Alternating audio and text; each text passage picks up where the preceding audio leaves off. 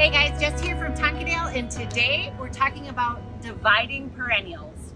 Now, we're a little bit behind this season because of the late spring we're experiencing.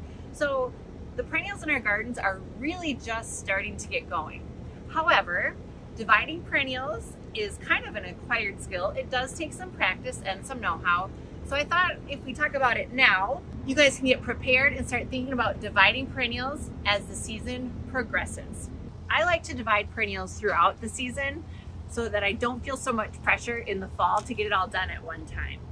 Planning and planting a perennial garden is a process. It's not going to all happen at one time, in 1 year, in one weekend at all.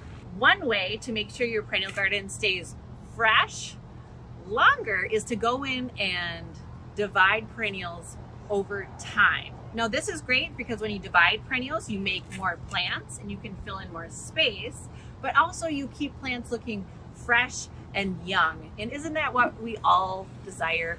There are a couple of reasons why we need to divide perennials, and these are them. Number one, your perennial has overgrown the space. Number two, they just don't bloom as vigorously as they used to. Number three, you might have bare spots within the clump for like clumping type perennials. And number three, the growth just isn't vigorous. You don't have kind of that fresh, high-spirited, juicy green growth year after year. So that means it's time to get in there and divide them up. So let's look at a few examples and then I'll show you how to do it. All right, daylilies and hostas are a great place to start if you're new to dividing perennials. I like to divide my perennials after they've bloomed. So daylilies are gonna bloom like early, midsummer. If your clump is just getting out of control, or if you'd like to move daylilies around your garden or expand your patch, I would divide them right after they bloom. Hostas, they're really just coming into all their glory right now, so I don't think I would divide hostas until late in the season. However, if you have a big garden project and you just need to get in there and do it, go for it. Now, a few things to consider when you're dividing perennials would be the temperature on the day and days following these plant divisions. You are causing some stress to the plant. You're removing it from its home, you're cutting it in half and then putting it back in the ground, right? So if it's real hot and sunny, those roots aren't established, so that plant is going to experience some stress, some wilt, possibly some dieback. So it is great to transplant perennials on days like today where it's nice and cool, a tiny bit overcast so they're not blasted with that hot sun. So watch for those periods during the summer. Those are great opportunities to divide perennials. Let's go chop these up. All right, so we're gonna pretend these plants are coming out of the ground. We're gonna pretend they're 3 times the size. I mean, we just don't have perennials on site that need to be divided. Obviously, we're selling perennials that are ready to roll. Oops, that was kind of loud. You know, get a nice big root clump out. Don't be afraid. These plants, they like to get roughed up. We're gonna get our whole root ball out of the ground, right? And I have this daylily and it's 3 times the size. When I divide plants, I like to eliminate about 2/3 of the plant. The reason I do that is so there's not as much foliage and plant for the roots to support because they've been chopped in half, divided, they're not established. So I'm trying to give the bottom a little bit of a break. So what I do is I get my plant out of the ground. Did I already say that? I like to clean it up as much as I can. We just want to get any kind of old or aging leaves out of the way. We don't want any chance of, I don't know, just rottiness, whatever. I mean, think about when you get a haircut, you just feel like refreshed and clean. And we want to give our plant that same experience. Miss Daylily all cleaned up. She is looking fine. She is done blooming for the season, but not really. If they're in your garden, they haven't bloomed yet. All cleaned up.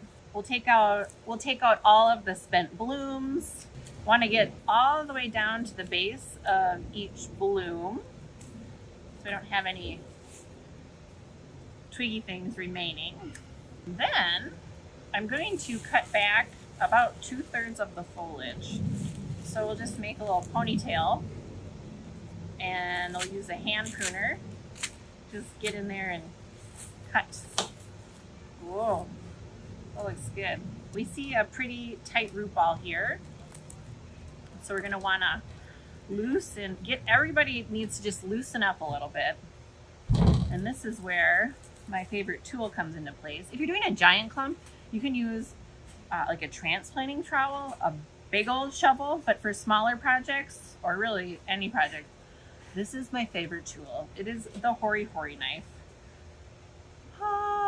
I offer you the Hori Hori knife. So we're just gonna get in there and simply cut this sweet thing in half. Not scared, we're not scared. Oh yes, check it. We have really nice healthy rootstock on our divisions. With larger clumps, you could even divide into 3 or 4, depending on how big your clump is. And then all I wanna do is just kind of rough up the roots so they're ready to take off when they get underground. And then I'm ready to plant. Remember, best practices for planting are to dig a hole 2 times the size of the root ball, and then add back half of your native soil and half the amount of planting mix. That'll add some really great organic nutrients and compost to get your plant going. If you want to take the extra step, grab a bag of Biotone. It's an organic garden amendment that just really stimulates great root formation, and it includes a fungus called mycorrhizae, which colonizes the roots, increasing the surface area, which aids in water and nutrient uptake, which is really important for perennials that we divide throughout the season, and especially in the fall, because we want to make sure they have the best chance at winter survival. So that's how I divide a daylily. The same method can be applied to many, many other plants. If you have any specific questions about how to divide a specific perennial, just let us know. We're happy to help. Thanks for watching, and we'll see you at Tonkadale.